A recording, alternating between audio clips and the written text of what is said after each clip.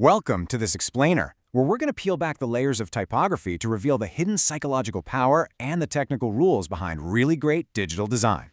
Today, we're looking way past just, picking a quote-unquote pretty font. We're going to uncover how the text on your screen acts as a completely silent interface, one that actively shapes how you think, how you feel, and how you navigate the digital world. But first, let's start with a totally counterintuitive psychological hook. If I asked you to design a study guide, you'd probably pick the absolute cleanest, easiest to read font possible, right? Well, believe it or not, science actually suggests otherwise. It turns out cognitive strain from difficult fonts forces the brain to encode information much, much deeper. Basically, when your eyes have to work just a little bit harder to decipher the letters, your brain pays way closer attention. So, while highly legible fonts definitely speed up our reading, studies actually show they lead to a shallower, way more fleeting recollection of the content. Smooth, frictionless reading means the brain just kind of glides right over the words. Now, obviously, this doesn't mean you should go out and make your websites completely illegible because people will absolutely hate the experience, but it perfectly highlights just how deeply our font choices impact cognitive processing. All right, moving into Section 1, the psychology of fonts, how type subconsciously influences us. Researchers at Wichita State University actually proved that fonts have distinct personalities, and these personalities trigger very different emotional traits right in our subconscious. For example, a traditional serif font feels like a stable, mature professional.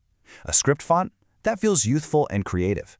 If you use a really heavy, modern display font, you're projecting assertion and drama. The takeaway here is, if your font's personality clashes with your brand's underlying message, your users are going to subconsciously feel that disconnect. It's subtle, but it's powerful.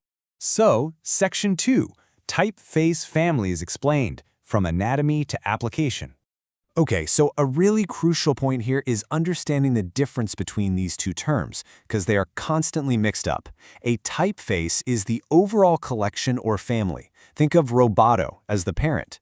A font, on the other hand, is the specific style, size, and weight you apply, like roboto bold and 12-point. So the typeface is the design itself, and the font is exactly how you deliver it.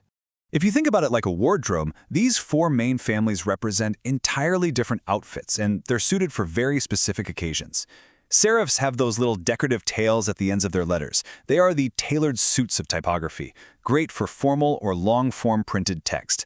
Sans serifs ditch those tails for a super clean, modern look that absolutely dominates our digital screens today. Script is your elegant ball gown, used really sparingly for luxury or personal touches. And decorative fonts, well, that's an eccentric costume. It's fun, it's highly unique, but you definitely wouldn't wear it to read a full paragraph. That brings us to Section 3, Legibility versus Readability, Decoding the Visual Matrix. Legibility focuses purely on the distinct shape of a single letter. Readability is about the overall experience of reading a full paragraph. It's like the trees versus the forest. A font can be highly legible, meaning, you can easily tell a lowercase l from an uppercase I, but if the words are crammed together, that paragraph is going to have terrible readability. Truly great typography means you have to master both the micro and the macro. And honestly, math directly influences that readability. Here's a magical little trick for you. Multiply your font size by the golden ratio, 1.618, to find a perfectly harmonious line height. So let's say your font size is 12 pixels. Multiply that by 1.618 and you get roughly 19.2. Round that up to an even 20 and boom, you instantly have this visually pleasing vertical space that makes your paragraph just completely effortless to read. Let's dig deeper into that. Section 4, Mechanics of UI Typography, the Invisible Rules of Design. Okay, the first mechanic is leading, which digital designers almost always just call line height. This is the vertical space between your lines of text. The golden rule of thumb here? Smaller fonts actually need larger leading. They need that breathing room to maintain readability and stop the text from looking like this dark, intimidating block. Conversely, larger fonts, like massive headlines, they can totally afford tighter line heights without losing their visual structure at all. Next up is tracking, also known as letter spacing. And this applies uniformly across all the characters in a block of text. Just tweaking your tracking can fundamentally change the modern feel or the openness of your product.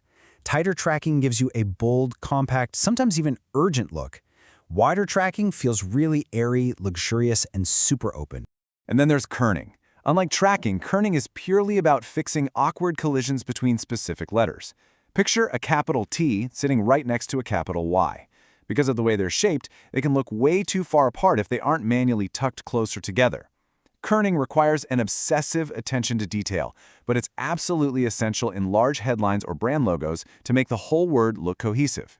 Now, this is exactly where the engineering side shakes hands with the design side. Depending on the platform you're designing for, engineers calculate vertical space differently. For web and iOS, typography relies on bounding boxes, which essentially centers the text inside a container with equal top and bottom padding. But if you're designing for Android, they measure to the baseline, which is the invisible line the letters actually sit on. Knowing this little quirk prevents a ton of headaches when you're moving from a design into development. Moving on to Section 5, the Material Design Scale, structuring the modern UI. Google's material design is basically your ultimate cheat sheet here. It breaks down 5 specific roles that create totally clear visual hierarchy. You have display for massive, expressive hero text. Headline is your high-emphasis text for smaller screens. Title divides your sections up. Body is the absolute workhorse for long reading, and you want zero expressive distraction there. Finally, label is that tiny utilitarian text you find inside buttons or captions. When you're setting line heights within this scale, remember our rule from a minute ago. Display and headline roles look best with a tight 1.2 ratio, keeping those huge letters unified. But body text, that needs a looser 1.5 ratio to flow properly. It gives the reader's eye crucial room to breathe as they scan across those long lines of content. Finally, we've arrived at Section 6, picking the perfect font, application, and selection. If you want to keep your design looking cohesive, clean, and genuinely professional, you have to strictly limit yourself to just 2 typeface families, a maximum of 2. Anything more than that just creates a visual circus. You can actually create all the hierarchy you could ever need just by mixing the weights, bold, italic, regular, and tweaking the sizes within those 2 chosen families. So what exactly should be in your toolkit?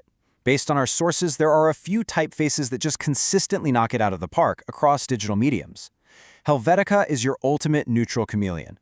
Roboto and Inner, they are the undisputed kings of digital readability right now. Montserrat brings this really nice modern geometric flair. Verdana was literally engineered to survive low-resolution screens. And Garamond is your absolute go-to for elegant, classic serif needs. But listen, no matter which font you choose, you absolutely must adhere to this ratio. You always need to ensure visual accessibility by maintaining a minimum contrast ratio of 4.5 to 1 for small text against its background color. I mean, if your beautifully kerned, perfectly sized text just blends right into the background, the entire experience fails. For larger text, you can sort of get away with a 3 to 1 ratio, but accessibility should always be your priority. Always keep in mind, the naturalness and the structure of your font choices dictate whether your user enjoys the experience or if they're subconsciously frowning in frustration at their screen. Typography is not just decoration, guys. It is the interface. It's the silent voice that communicates your brand's personality, organizes your information, and guides the user's eye from the very moment they open your page. Once you really understand the invisible mechanics of typography, I promise you, you're never going to look at digital text the same way again. Seriously, start paying close attention to the apps you use every single day. Are they using a sans serif to feel modern? Is the line height actually giving you room to breathe? Thanks so much for joining me on this explainer. Keep these principles in your back pocket and let your typography speak volumes.